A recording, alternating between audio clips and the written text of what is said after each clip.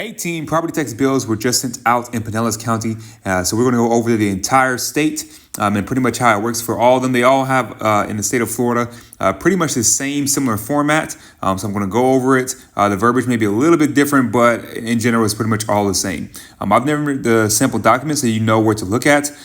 This document will look different in different counties, but like I stated, it'll be pretty much the same when it comes to this similar verbiage. So first, we're going to look at marker 1, which is going to be in the top left-hand corner.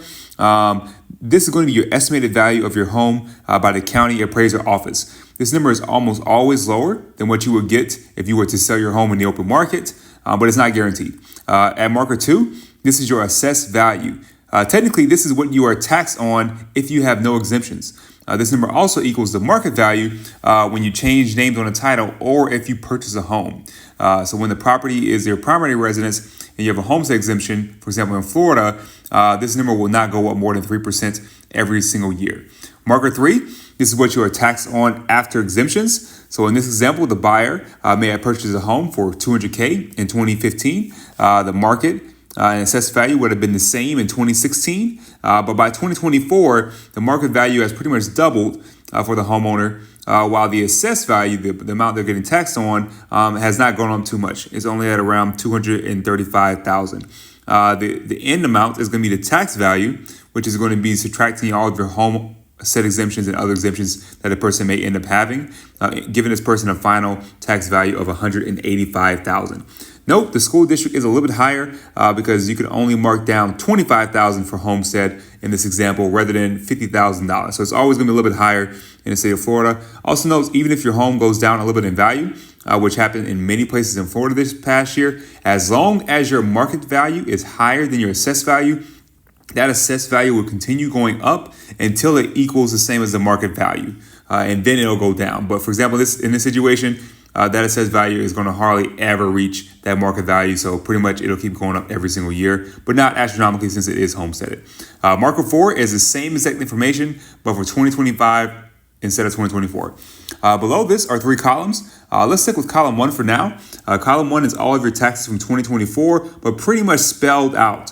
Most important is that millage rate that you'll see going down that entire column. I put plus columns next to them because you want to add all these up to be able to get your final, what they call millage rate. You multiply this millage rate, which in this example is 17.2158, by your tax value of $185,000 from 2024, divided by 1,000, and that's going to give you roughly your tax payment of $3,335.60. It does. It's going to be roughly that amount. It's not going to be exactly if you do it, but it's going to be roughly that amount. Multiply this rate, and you can also see $179 below, which is a flat fee that everyone ends up paying. It gives you your final amount if you take that flat fee plus the actual $3,000, and that gives you a total of $35.14.69. Column 2 is your 2025 taxes. If they keep your taxes the same, this hardly ever happens, so I marked mine with an X. Column 3 is the proposed tax for 2025. This is what they're trying to propose. This is what they're trying to have go out and be everyone's tax bill come November. So you add up all those millage rates once again, you'll see that the rate for this column is 17.9052 for this year. This means that the actual rate that we're being charged for the tax went up 0.7 more than in 2024, meaning my final tax marker at marker 9 ends up being roughly $37.79, so $3,779.31, which is around $200 more than 2024. That's not a big difference. If I would have bought this property last year, you could see thousands of dollars increase for that first year jump up until the property's homesteaded. But $200 is normally, not too bad for a tax year. In August 2025, this is still considered a proposed number. Every taxing authority has hearings in September to hear from the public, and the tax rate is finalized normally the end of September, with the final tax bill going out in November.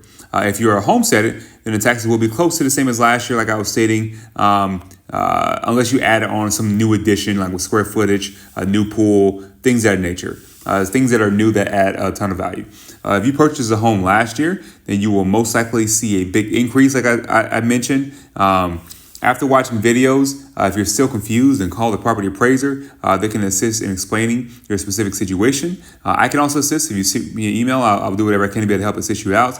If you call the property appraisers, then just please be courteous. They want values to be accurate and fair. Don't give them a hard time. They are there to assist you, and they can find a way to be able to make your value more in line with what you're stating or what you think it should be, they'll do that. But if they think that your value is fair, they're going to keep it the same, which honestly, that happens probably 90% of the time, where the value that they give you is most likely fair because they're appraising an error. They're not just appraising a specific home.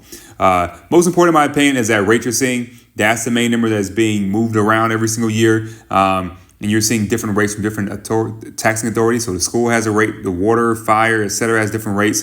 If you have questions about those, make sure you give them a phone call or you just go to the hearings. You can be able to hear from them in person or ask questions in person because those are numbers that you want to change. That's what's the main thing that's going to be affecting your actual amount of tax that you're paying. If you have any further questions, then please do not hesitate to reach out to me. Have a great day.